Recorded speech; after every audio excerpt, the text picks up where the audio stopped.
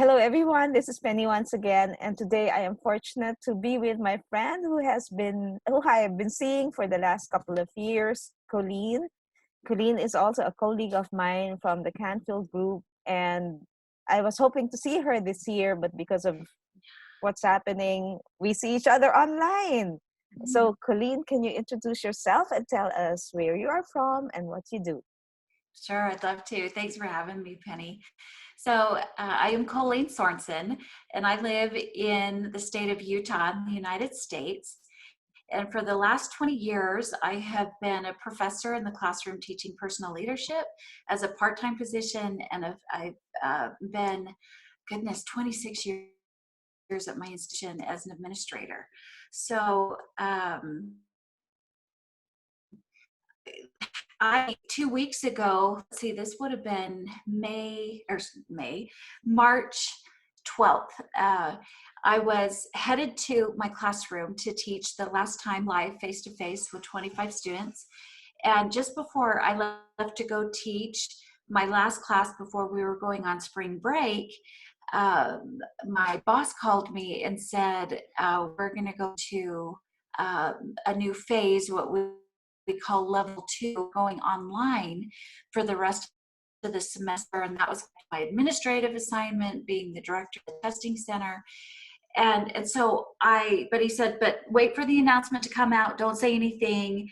And so I go to my classroom, and the whole time I'm teaching, I'm like, the last time I'm going to be able to see my students like face to face for the semester, and I wanted like closure with it. And so one of my students said, so what do you think is going to happen with this COVID stuff? And we had been talking about COVID off and on throughout the semester.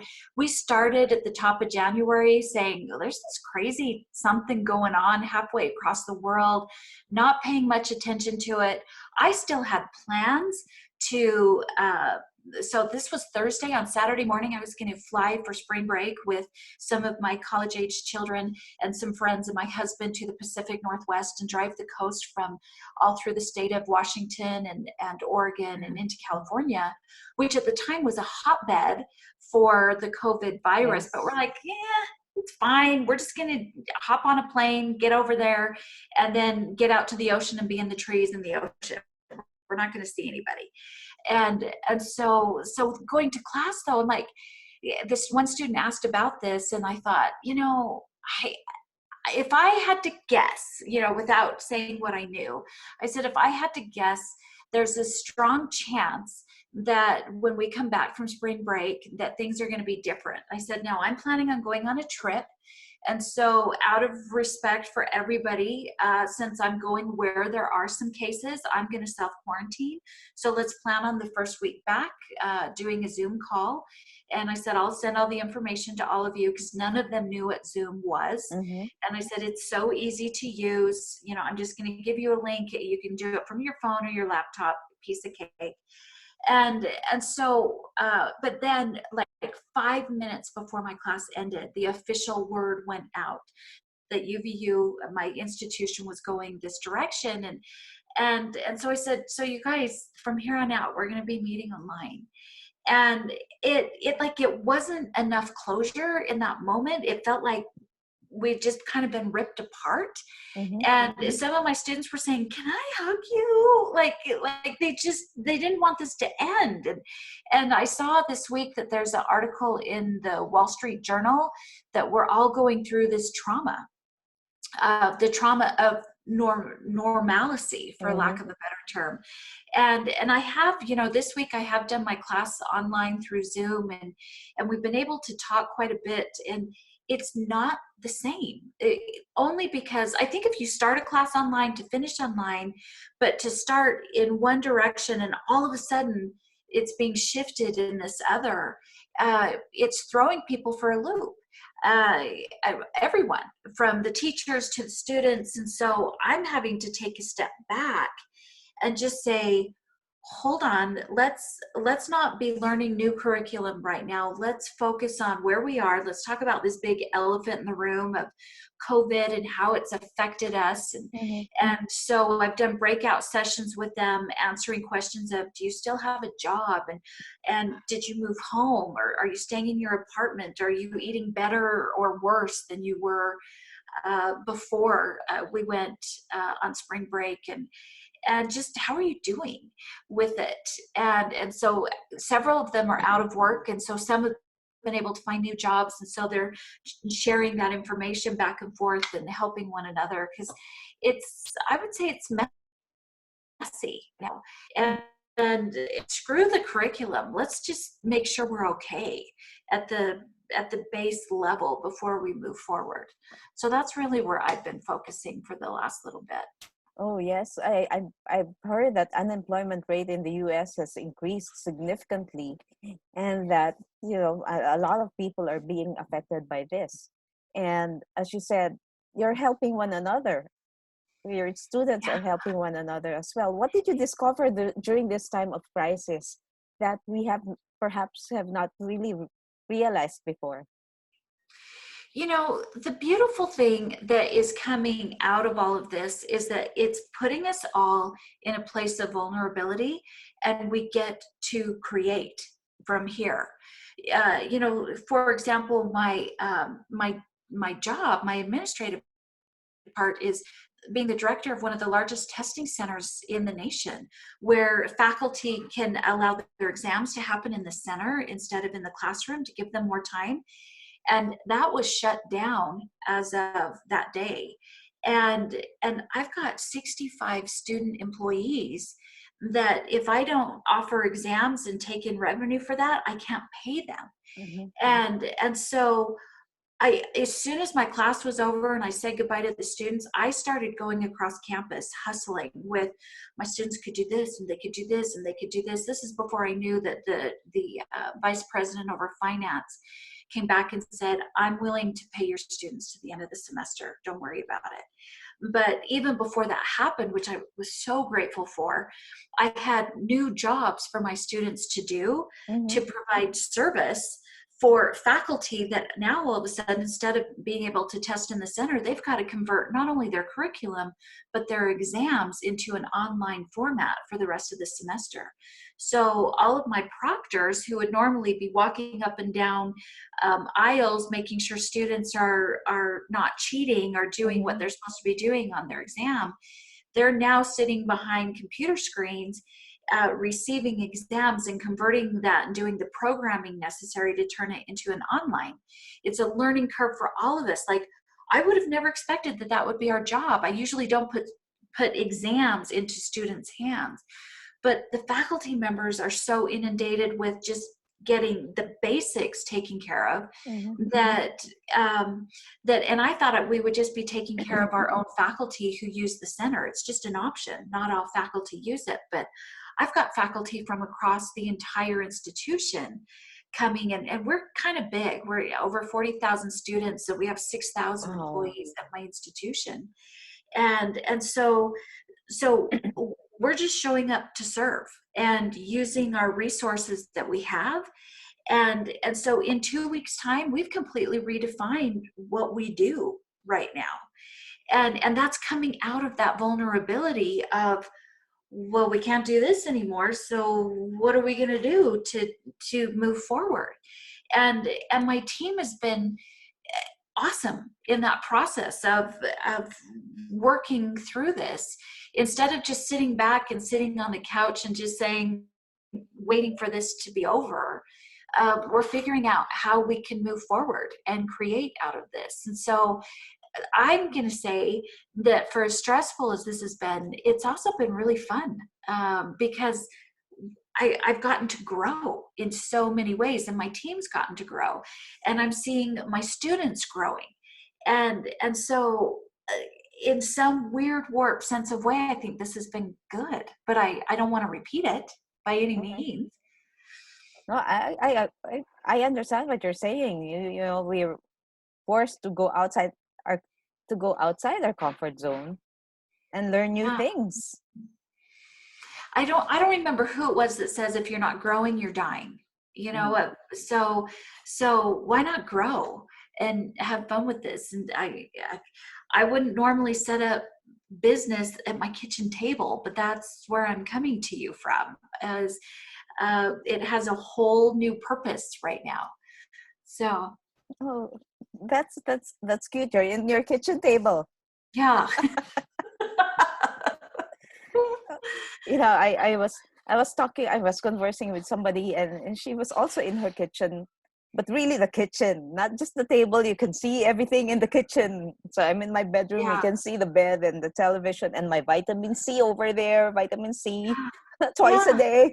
And nobody cares. Like it's what's important is that we get to continue life. We don't just have to go Mm. 100% hibernate. So And, go ahead. that's right. That's right. That's right. So, with are you allowed to go out? Um. We are where we are right now. We are allowed to go out in snippets. So we've been asked to respect the stay in place order, but like my husband, he works for a company that is global, and California about a week ago went to the stay in place, and that order went out on a Sunday night. And he works in manufacturing, and so many of the employees, they don't have a computer, you know, they go and work with machines at work. Yes. And so some of them driving to their plants on Monday morning were being pulled over by police saying, you've got to have a letter saying that you're working for an essential something. Otherwise, you're going to be ticketed and sent home. And so they're like, well, we haven't even been able to get to work yet to be able to get that letter.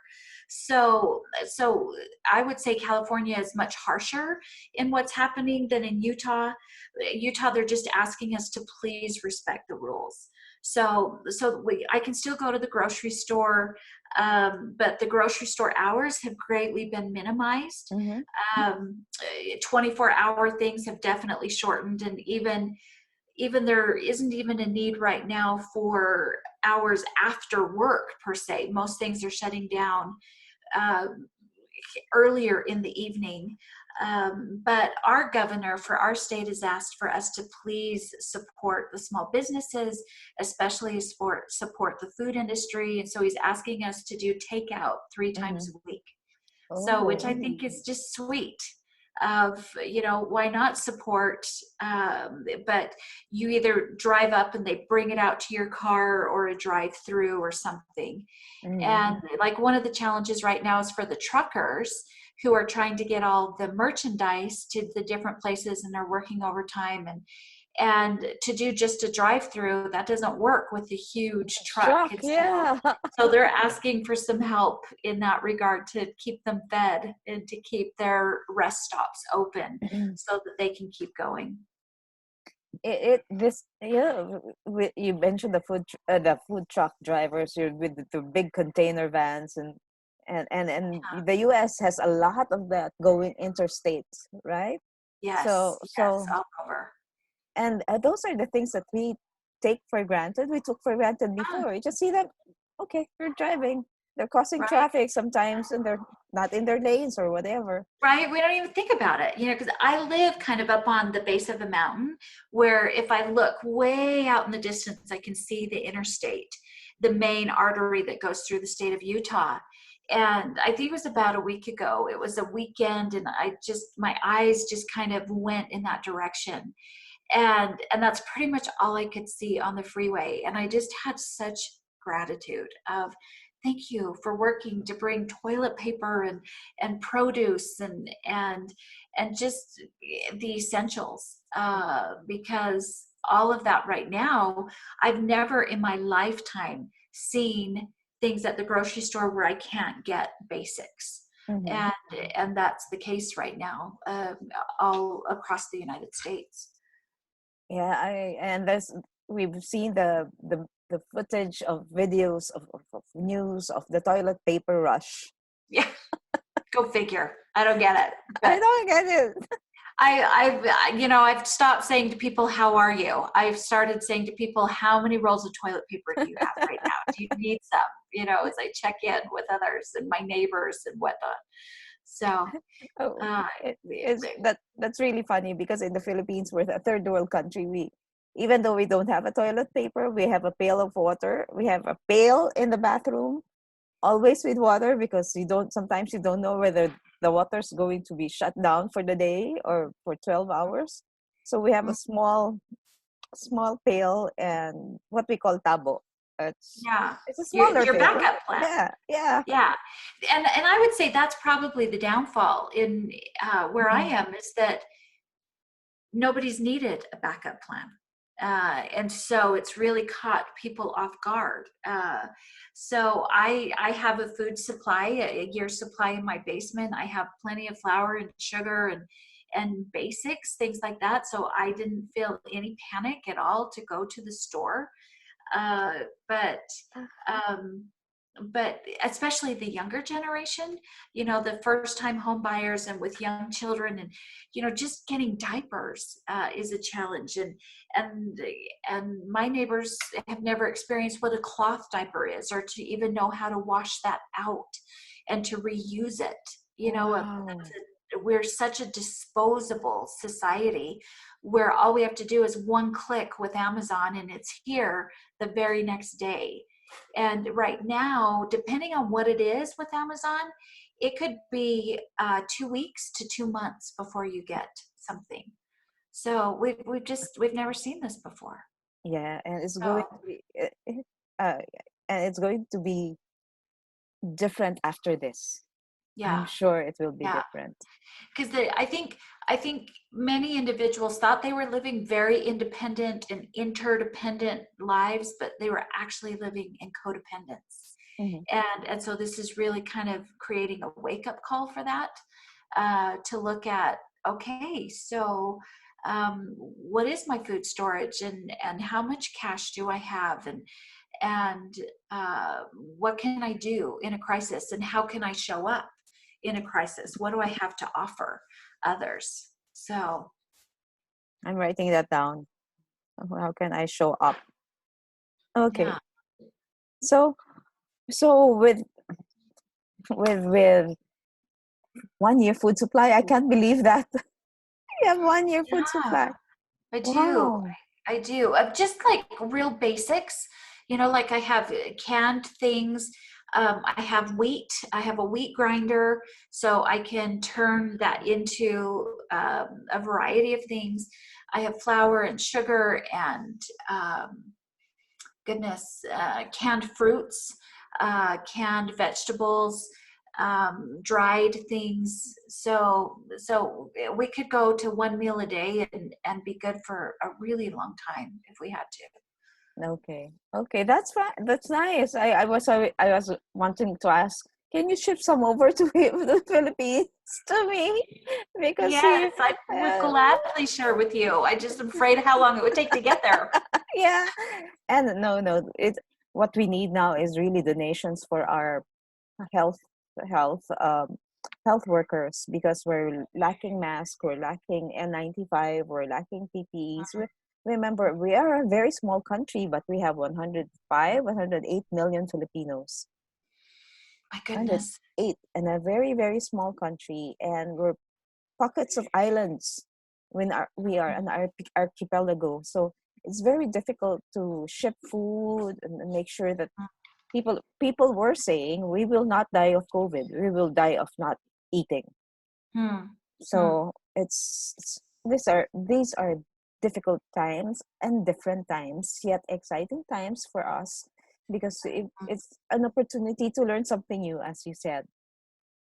Hmm. And my question for you is, what can you advise to our students who are saying, I'm bored, I'm so bored, I can't go out?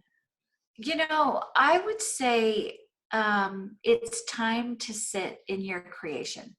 It's time to have some fun, and it's time to bond with family. I just saw a family yesterday that did this, and I thought it was a brilliant idea. They each So 6 members of the family each created a PowerPoint presentation.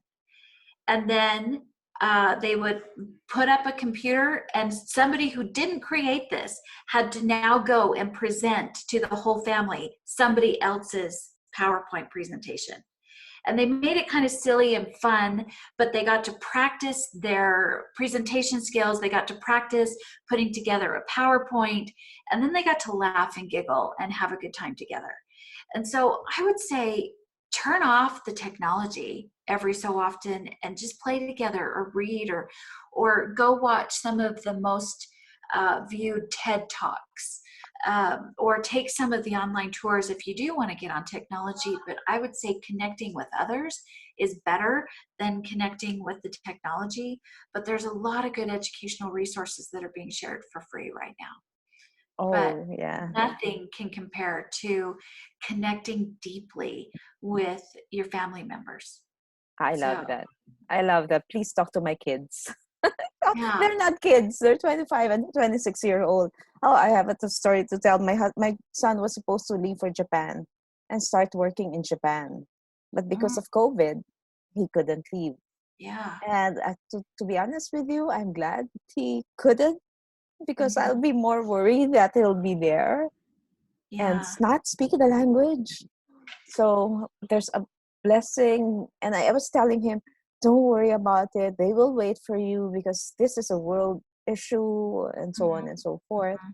But being with family, I think, is very key, whether it's face to face or virtual, and connecting with family. Hmm.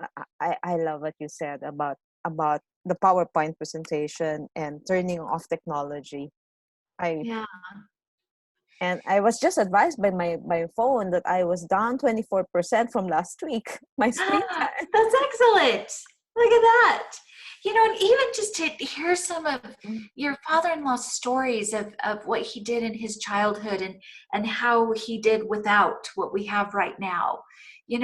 Our kids, they don't understand that at all. And I don't know if in the Philippines they ever did drive-in movies. Uh, I so it's know. something that we have done in the States in the past, but now all the movie theaters are closed. And so a drive-in movie, one just popped up where it's just a vacant parking lot. And they have a big blow-up screen, and using the radio in your car, you hear the sound and you get to watch the movie. And I grew up doing that, going to the drive-in movie. Now, of course, a movie theater is so much better, or being at home, but that was a big deal in my childhood. Yeah. And so now that one of those has popped up, we're going to go do that. And they're even going to do a double feature, which my kids are like, what's a double feature? And it's something I totally know from my childhood, but they've Yeah. never even heard of this. It's like, well, it's one movie and then another movie. And so, what you call binge watching Yes. is what I call a double feature. So, just it's time for some nostalgia and Oh, going to old school. So I have I fun with love that. that. I love that double movie. I Yeah, my generation had that too. Yeah, it's fun. It's fun. So thank you very much, Colleen. This has been a very, very fun conversation. Is there anything else that you'd like to share with anyone who's watching, listening? And I'm sure my students will. It's just we have a choice every day how we're going to show up. Do we want to have a good attitude today? Do we want to have a bad attitude? All of that comes from inside. So I'm choosing to show up and have fun each day. And I think the more fun we have through this, the more creation that can happen. So I mean, why not? Let's just have a good time and have some humor and make each other laugh and make the best of this. Mm-hmm. I love that. We have a choice, and Yeah. it's our choice. So I love it. I love it. And I love talking to you. And I did mention before we started recording that this is the first time that we talk this long, even though we've seen each other for Right. years. We're always in service to others, so we don't get to sit down and put our feet up and drink our drink and enjoy each other. Oh Yeah. yeah, I'll arrange for a virtual happy hour I love it. with the people in TTT, Mhm. and perhaps we can even have a drink or two, because I haven't drank for a couple of months now. You need a drink. I uh, I do need one. Okay, so thank you very much. I know it's your evening, it's my morning, and 14 hours difference. I thank you for giving me the time to talk to you, and thank you. I'm grateful for you saying yes to me, having this conversation. Appreciate it. Okay, thanks, Colleen. See you soon. Happy hour. Bye.